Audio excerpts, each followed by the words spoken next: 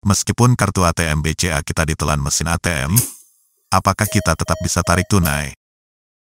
Tentu saja, karena yang tidak bisa tarik tunai hanya dengan kartu ATM tersebut. Tapi dengan cara lain tetap bisa kita lakukan. Misalnya tarik tunai tanpa kartu ATM di mesin ATM. Apalagi melalui teller kantor cabang menggunakan buku tabungan, tetap bisa kita lakukan. Jika ingin tarik tunai tanpa kartu di mesin ATM, bisa disimak tutorial detailnya pada video berikut.